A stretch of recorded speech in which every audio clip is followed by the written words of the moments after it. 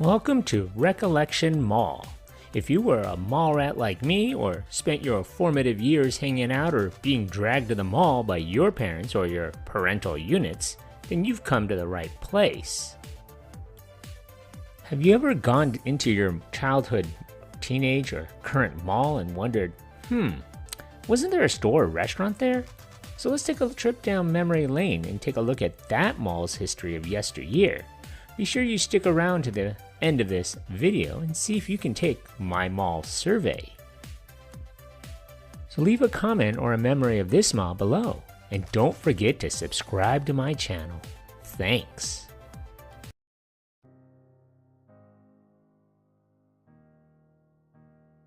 Before the Hanover Mall was built, the area used to be a swamp and woodsy area owned by the Simmons family.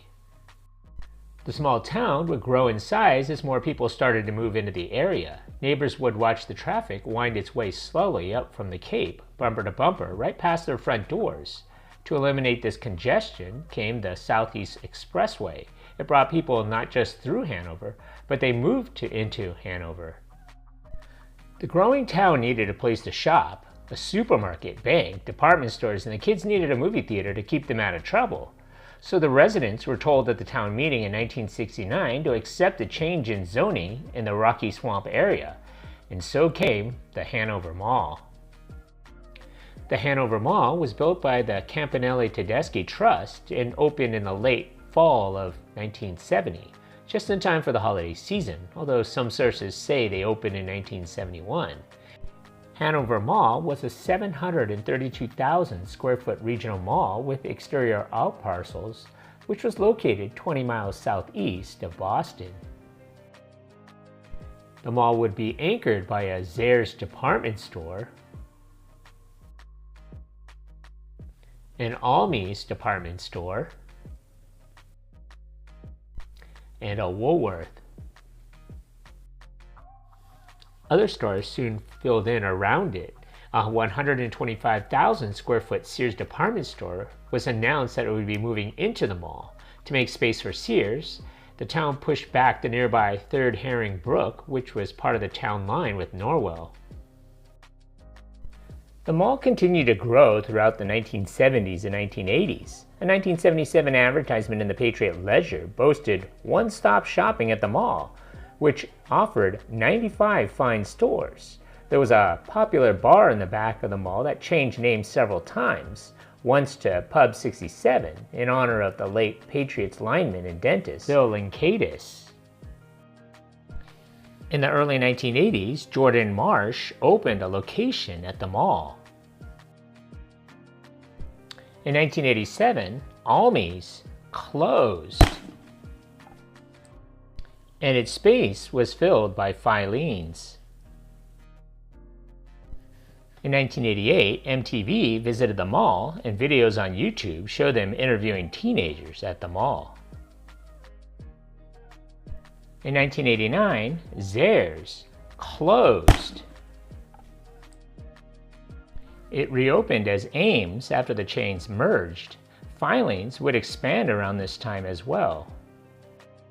Stores you may have remembered were Spencer's, Bath & Body Works, Bow & Bells, Auntie Anne's, Radio Shack, American Eagle Outfitters, Beautiful Nail Salon, Calendar Club, Charlotte Russe, The Children's Place, Claire's, Deb's Shop, Famous Footwear, Fancy Nails, Fanny Farmer, Finish Line, Foot Locker, FYE, Foxmore, Kinney Shoes, GameStop, GNC, Goods For You, Hallmark, Hot Topic, Journeys, Justice, Kay's Jeweler, Lids, Limited, Lords and Lady Hair Salon, Master Cuts, Men's Warehouse, Nasser Jewelers, The Novel Tea Shop, Office Max, Big Top Playland, Picture People, Payless Shoes, Tom McCann, Oriental Wonders, Panera Bread, Outback Steakhouse, Orange Julius, Dairy Queen, Phantom Gourmet, Hickory Farms, Subway, Sweet and Fun, Uno Chicago Grill, Moe's Southwest Grill, McDonald's, Cuppy's Coffee, Dunkin' Donuts, Hokkaido, and Friendly's Restaurant. In 1993, the Hanover Mall was sold to TA Associates Realty for $38 million, which kicked off several decades of change on the property. In 1996, Jordan Marsh closed. Shortly afterwards, it became a Macy's, but then that was closed and the building torn down to become a new wing of the mall. Woolworth would close as well. In 1999, the new owners brought in a 62,000 square foot JCPenney and undertook a complete refurbishment, adding a food court and removing the mall's central fountain. In 2002, Ames closed. The space became a Walmart in the fall of 2004.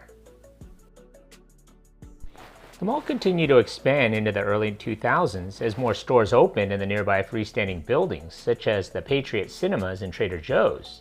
The mall was sold in 2003 to Gregory Greenfield and Associates for $68 million, and then again 4 years later to Walton Street Capital for its highest ever value of $99 million. In 2006, Filene's closed their store and reopened as Macy's after its parent company, Federated Department Stores, dissolved the Filene's brand and converted many of the stores to the Macy's name. Old Navy replaced the food court, which had not seen enough business to remain. Then the Great Recession hit and some stores became vacant as tenants didn't renew their leases. It was sold as a foreclosure auction in 2010 for $37 million and spent the next 6 years under bank ownership, during which it signed only 2 new leases. In January of 2015, JCPenney closed.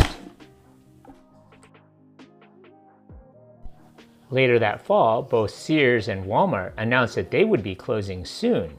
Macy's would be the only one that planned to stay open. The Hanover Mall, for example, faced increasing competition from South Shore Plaza in Braintree, which added a second level in the mid-1990s. Plenty of larger malls around the country are doing gangbuster business, a spokesman said, but it's become survival of the fittest here. In 2016, the bank put the Hanover Mall property back on the market, and in October of that year, it was purchased by Pico Real Estate Partners for $40 million. The company, also known as PREP, got a tax exemption agreement from the town in June of 2017, which greenlighted the construction of the Hanover Crossing. In 2017, after being vacant for nearly 2 years, the defunct JCPenney store was converted into the Hanover Mall Event Center, which would be the venue for the South Coast Comic-Con fan convention. On October 25, 2019, Walmart closed. On December 15th of that same year, Sears closed their store, as well as Old Navy, which left Macy's as the only anchor left.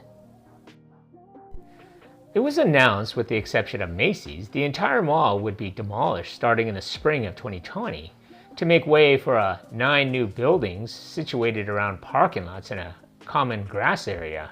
The new development would have about 600,000 square feet of retail, some 200,000 square feet less than the current structure. It was expected to be finished in 2021. The indoor single-level Hanover Mall would close its doors in 2020.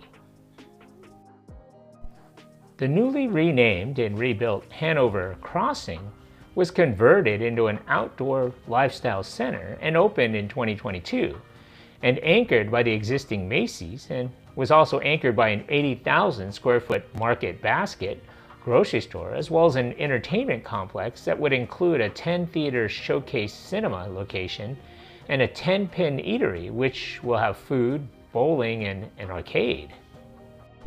A restaurant called Barstow Tavern has also been confirmed for the site as well. It was named after William Barstow, and known as the first non-Indigenous settler of what is now the town of Hanover. Most of the freestanding businesses around the mall, such as Dick's Sporting Goods, Office Max, and Petco, would not be changed, and we're doing well financially. Today, the 732,000 square foot outdoor lifestyle center is anchored by Macy's, Dick's Sporting Goods, Trader Joe's, and a Market Basket. It has over 30 stores and services. Congratulations! Still here? It's over. Whoa. When I find you. Pop quiz, hotshot. This is only a test. So if you've gotten this far into the video, thanks. So how many anchor stores closed or changed names at this mall? So if your answer is 10, give yourself a hand. You were paying attention. Thanks for watching. So what are some of your memories of this mall? Leave a comment below, and don't forget to subscribe to Recollection Mall.